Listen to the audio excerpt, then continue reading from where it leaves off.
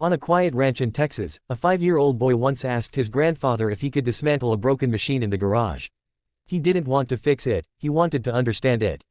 Piece by piece, screw by screw. That boy was Jeffrey Preston Bezos, and in that moment, long before Amazon, rockets, or billionaire headlines, something fundamental revealed itself, a deep, restless curiosity about how the world works, and how it could work better.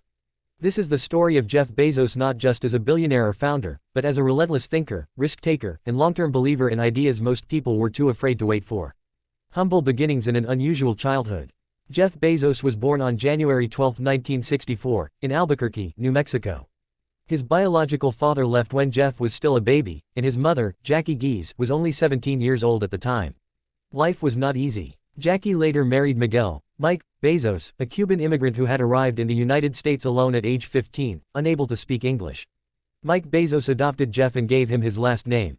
That decision shaped Jeff deeply. Watching his stepfather rebuild his life from scratch instilled in him a powerful belief: reinvention is always possible.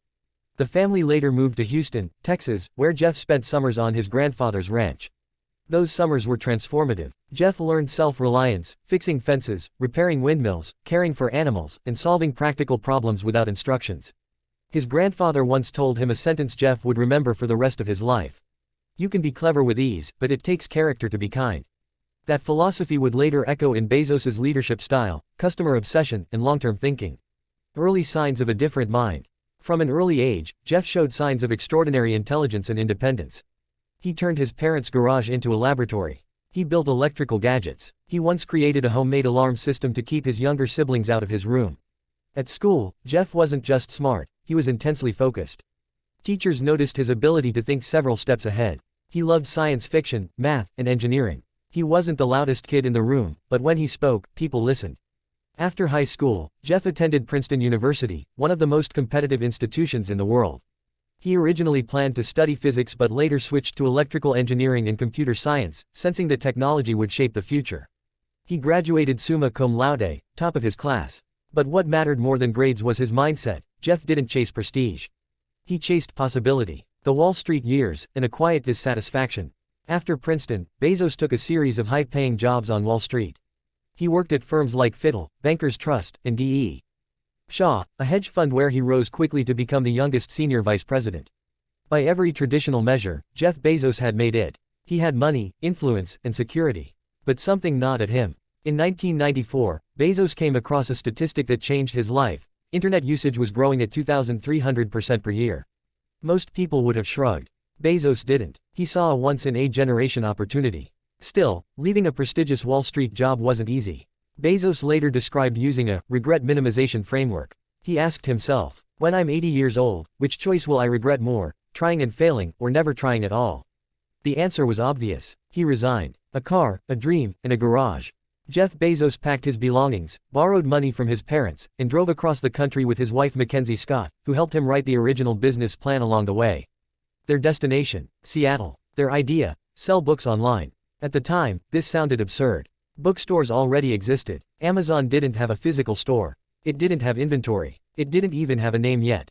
Jeff set up shop in a garage. He built desks out of old doors because they were cheap. That door desk became a symbol of Amazon's culture. Frugality breeds innovation. Amazon launched in 1995. In its first month, it sold books to customers in 50 states and 45 countries. Jeff knew instantly, this was bigger than books. Customer obsession over everything. From the beginning, Bezos was obsessed with one thing above all else: the customer. Not competitors. Not quarterly profits. Not media praise. The customer. He insisted on faster shipping, lower prices, better selection, even when it meant losing money. Investors panicked. Analysts mocked him. Headlines called Amazon, Amazon.org, a charity, not a business. But Bezos stayed calm. "Your margin is my opportunity," he famously said. While competitors focused on short-term profits, Bezos invested in warehouses, logistics, cloud computing, and infrastructure no one else could see the value of, yet. He was playing a 20-year game in a world obsessed with 20-minute wins. Failure after failure, and why it didn't stop him. Amazon's success today hides a truth many people forget: Jeff Bezos has failed repeatedly. The Fire Phone was a massive flop. Many early Amazon experiments collapsed quietly. Critics repeatedly predicted Amazon's bankruptcy.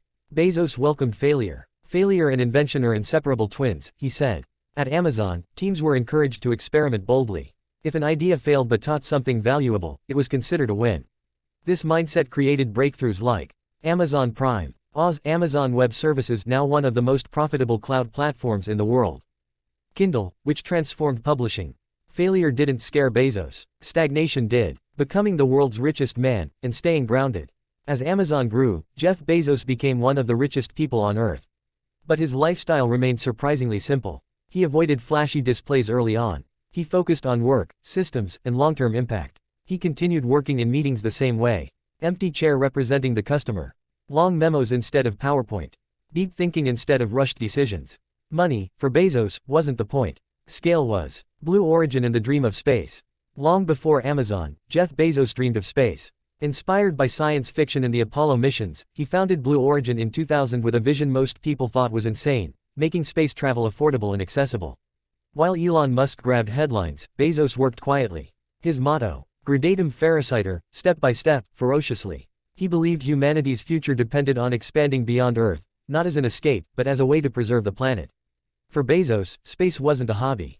It was a responsibility. Leadership lessons from Jeff Bezos. Jeff Bezos' story offers powerful lessons. Think long-term. Most people quit too early. Bezos outlasted doubt. Be willing to be misunderstood. Amazon looked foolish, until it didn't. Obsess over customers, not competitors. Competitors copy. Customers reward. Failure is the price of innovation. If you're not failing, you're not inventing. Start small, think massive. A garage can change the world. A legacy still being written. Jeff Bezos stepped down as Amazon CEO in 2021, handing over leadership while remaining deeply involved in innovation and vision.